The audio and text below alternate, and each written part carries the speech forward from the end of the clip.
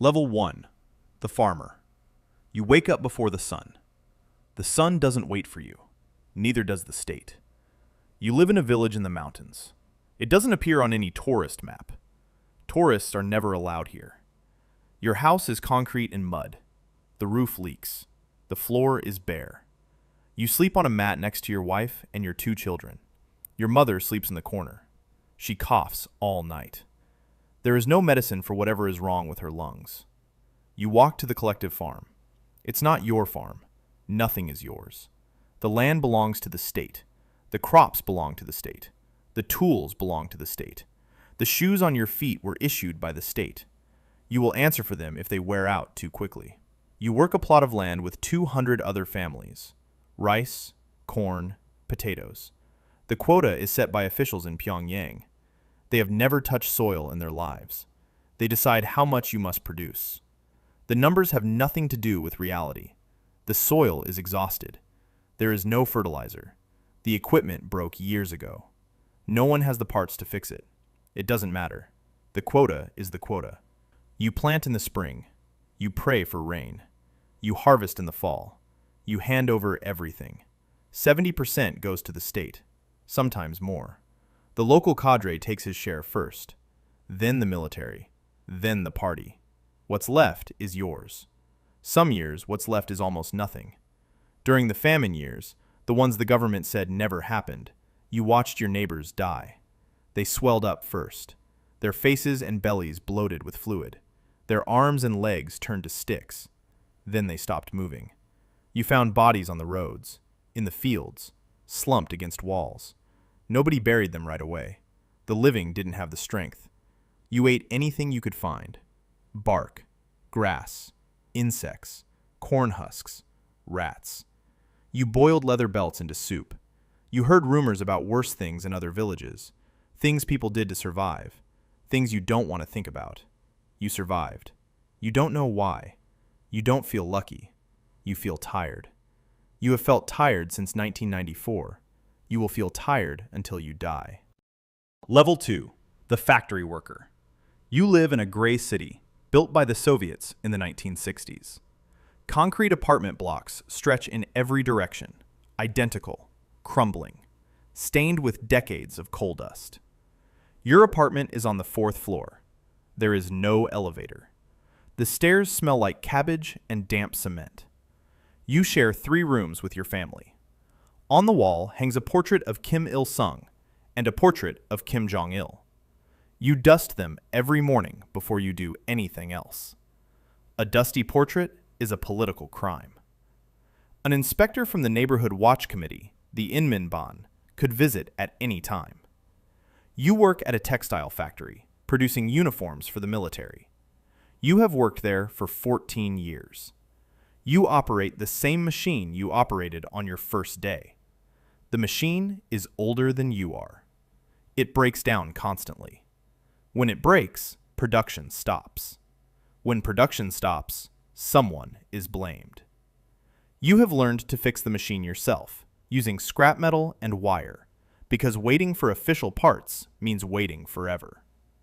Your shift is 12 hours, sometimes 14, sometimes 16 if there is a production campaign, which there always is.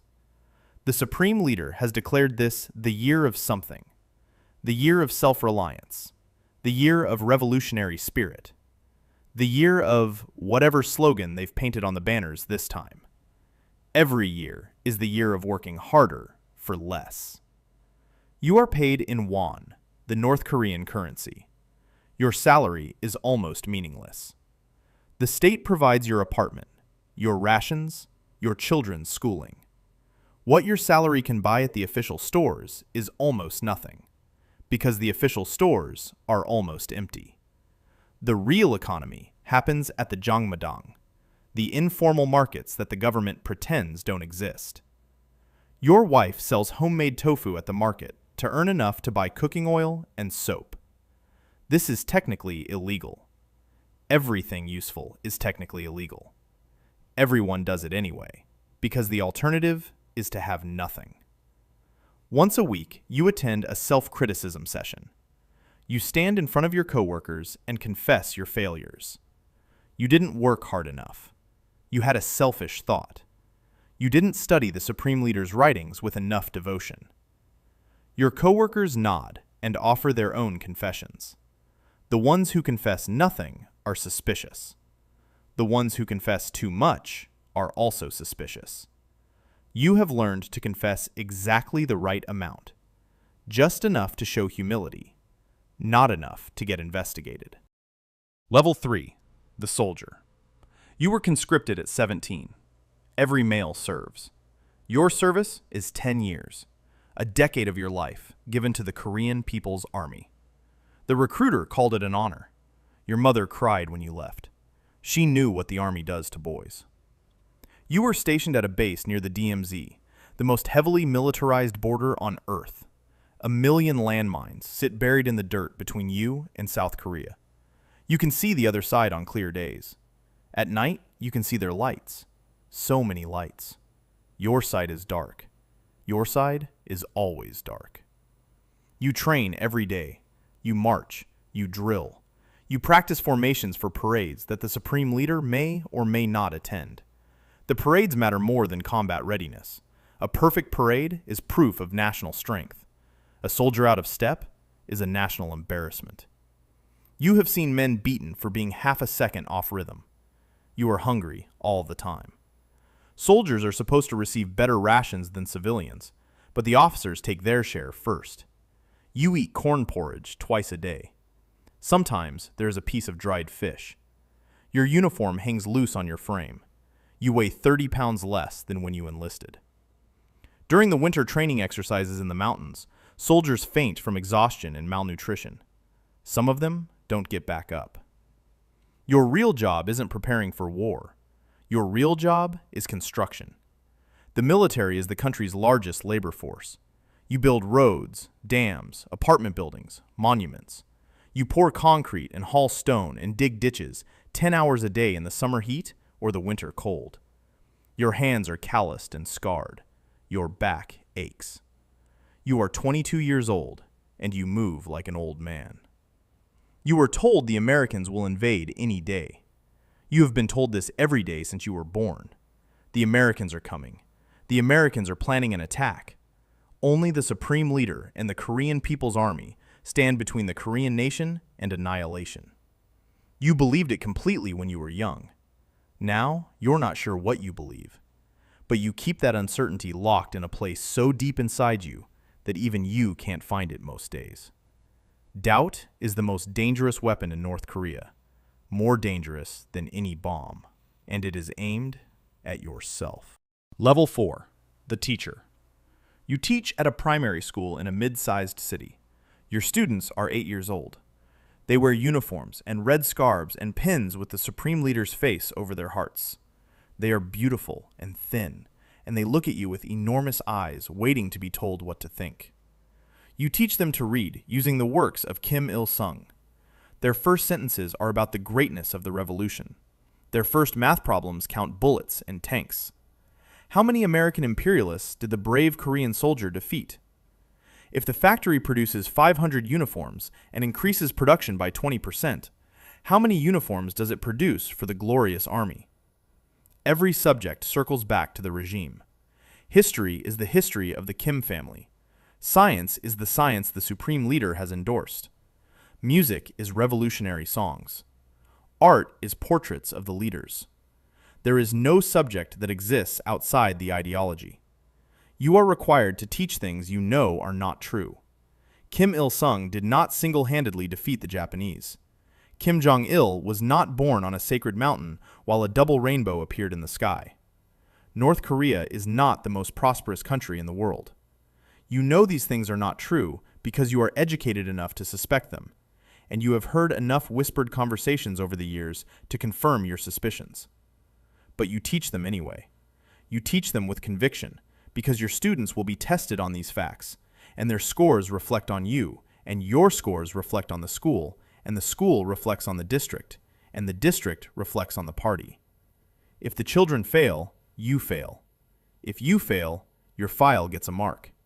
Enough marks, and you are sent down. Some of your students are the children of party officials. They are better fed, better dressed. They sit in the front row. You give them the best grades whether they earn them or not. This is how it works. You learn this on your first day. Some of your students are from families in the wavering class. They sit in the back. They will never go to university, no matter how smart they are. Their futures were decided before they were born. You know this. You teach them anyway. What else can you do? Level 5. The Police Officer.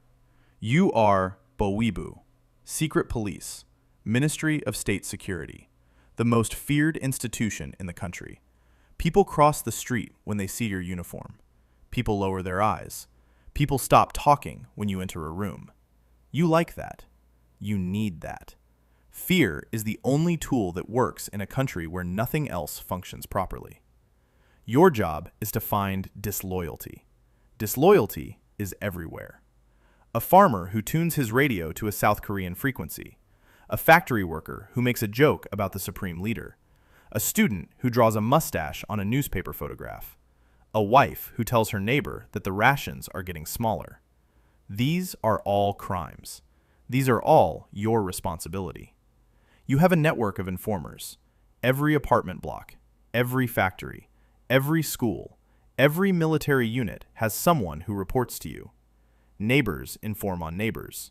Children inform on parents. Husbands inform on wives. You receive reports every day. Most of them are petty. Someone said something. Someone looked wrong. Someone has too much food, which means they're getting it from somewhere they shouldn't.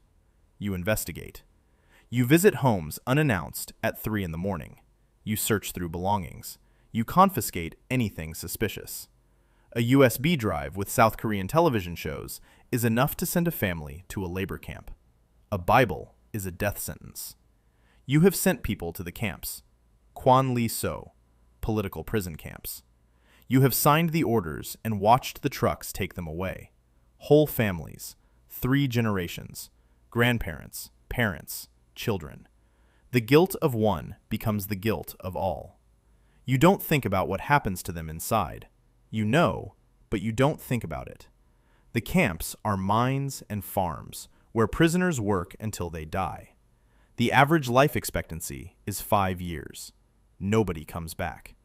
The people you send away simply cease to exist. Their names are removed from records. Their neighbors pretend they never lived there. You pretend you never knew them. You do this because if you don't, someone else will. And if you hesitate, if you show mercy, if you look the other way, then someone will write a report about you. And then the trucks will come for your family. Level 6. The Propagandist. You work for the Korean Central News Agency in Pyongyang. You are a journalist in a country where journalism does not exist. You write what you are told to write. You report what you are told to report. Every word is approved by the Propaganda and Agitation Department before it reaches the public. You write stories about record harvests while you know people are starving in the provinces. You write about the supreme leader's military genius while you know the army can barely feed its soldiers. You write about the hostile imperialist Americans plotting to destroy the Korean nation while you know the real threat to the Korean nation is coming from inside. You craft the mythology. You describe the supreme leader's visit to a factory where he provided on-the-spot guidance that immediately tripled production. You describe his inspection of a military unit where the soldiers wept with joy at the sight of his face. You describe his childhood brilliance. He could drive at age 3. He composed operas at age 6. He shot 11 holes in one the first time he played golf. You write these things, and somewhere inside you, in that locked room where you keep everything real, you feel something you can't name. But you keep writing, because the alternative is the camps. You are good at your job. You are one of the best. And being good at propaganda in North Korea is its own kind of prison, because it means they will never let you do anything else. Level 7. The Diplomat. You are posted abroad. Beijing, Moscow, maybe a small office in Southeast Asia. You wear a good suit purchased with government funds. You eat at restaurants that your countrymen will never see. You walk streets full of shops stocked with goods that don't exist back home. You see how the rest of the world lives. You see that everything you were taught was a lie. This is the most dangerous moment of your career. Not because anyone is threatening you, but because the truth is threatening you. The truth about your country, about the system, about the mythology you were raised inside. You see ordinary people in Beijing living better than the Pyongyang elite. You see South Korean tourists laughing and free and speaking your language. They look like you. They could be you. The only difference is which side of a line their grandparents happened to be standing on in 1953. You push it down. You lock it away. You have a family back home. Your wife, your children, your parents. They are hostages. The regime doesn't use that word, but that's what they are. If you defect, they go to the camps. All of them. 3 generations. Your 6-year-old daughter, your 70-year-old mother. Everyone. So you stay loyal. You file your reports. You attend diplomatic functions and smile and defend the regime to foreigners who look at you with pity or confusion. You also do other work. You arrange the shipment of goods that the supreme leader wants. Luxury items, French cognac, Swiss watches, Italian suits, Japanese electronics. These shipments violate international sanctions. They are smuggled through front companies and shell corporations. You facilitate this because the supreme leader's comfort is a matter of national security. His happiness keeps the system stable. His unhappiness makes people disappear. Level 8. The Party Elite. You are a senior official in the Korean Workers' Party. You work in the Central Committee, or the Organization and Guidance Department, the real center of power in North Korea. Not the military, not the cabinet, not the Supreme People's Assembly, the OGD. This is where decisions are made. This is where careers are ended. This is where people are chosen to live or die. You live in a compound in Pyongyang reserved for officials of your rank. Your apartment is large by Korean standards. You have reliable electricity, hot water, a refrigerator stocked with imported food. Your children attend elite schools. Your wife shops at stores reserved for the party leadership. You have a car and a driver. You vacation at resorts on the East Coast that ordinary citizens don't know exist. You attend meetings where the future of 25 million people is decided by a dozen men in a room. You discuss economic policy, knowing the economy is a fiction. You discuss military strategy, knowing the military is a parade force. You discuss food production, knowing the numbers on the page have no relationship to reality. Everything is performance. The meetings are theater. The real decisions are made by one person, and everyone in the room knows it. You have survived 3 purges. You survived because you were not ambitious enough to be noticed, and not incompetent enough to be blamed. You kept your head down. You agreed with everything. You volunteered for nothing. You attached yourself to no faction. Factions rise and fall. The supreme leader encourages rivalry among his officials, because rivals watch each other, and frightened men don't plot. You watched colleagues dragged from their offices. You attended mandatory rallies where their crimes were read aloud. You clapped. You always clap. The sound of clapping in North Korea is the sound of survival. Level 9. The Kim family. You are blood. You share the name that is worshipped like a religion across 120,000 square kilometers of mountains and rice paddies and prison camps. You are part of the Mount Paektu bloodline, the sacred revolutionary family, the closest thing to divinity that this country recognizes. You grew up in compounds that don't appear on any map. You were educated by private tutors. You spent years abroad, in Switzerland, in China, in Russia. You skied in the Alps and shopped in Singapore and ate in restaurants in Paris, while your countrymen ate bark soup. You know exactly how the world works. You know exactly what your country is. You have no illusions. You also have no freedom. Every member of the Kim family is a potential rival. Every cousin is a potential threat to whoever sits on the throne. Kim Jong-un had his own uncle executed, dragged from a meeting and shot. He had his half-brother assassinated with nerve agent in a foreign airport. These were not strangers. These were family. Blood means nothing when power is at stake. Blood makes you dangerous. You perform loyalty constantly. You attend every ceremony, every memorial, every parade. You bow at the statues. You weep at the appropriate moments. You worship publicly and elaborately because anything less is suspicion, and suspicion is death. You are the most privileged and the most trapped people in the country. Your cage is made of gold and marble, and it is still a cage. Level 10. The Supreme Leader. You sit at the top of 25 million lives. Your word is law. Your photograph hangs in every room in the country. Your birthday is a national holiday.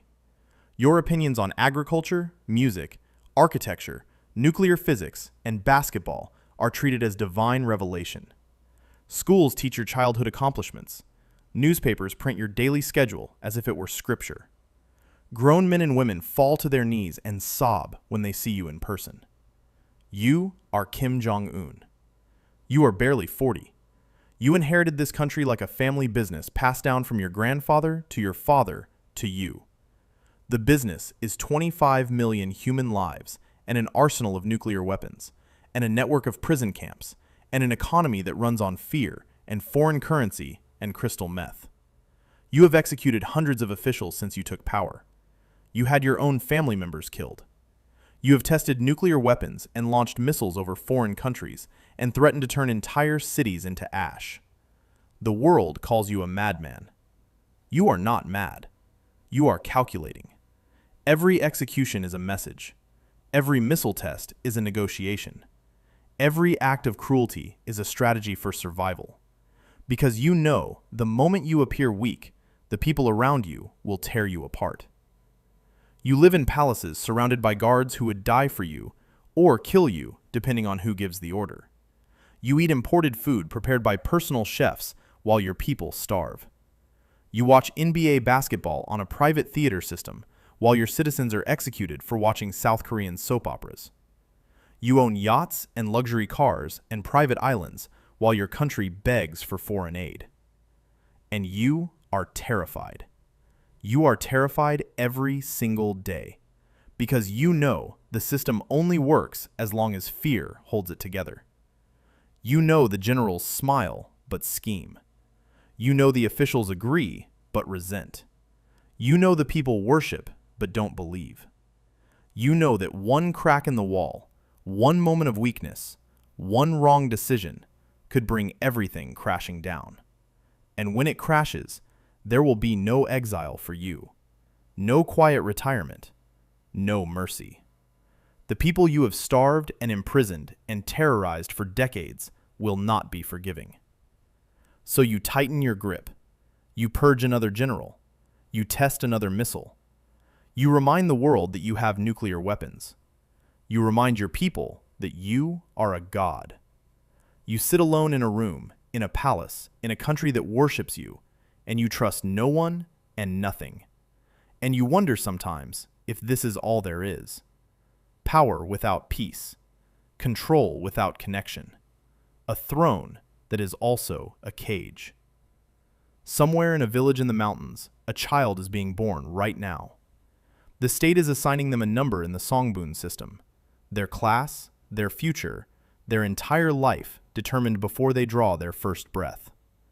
They will grow up worshiping your face on the wall. They will sing songs about your family.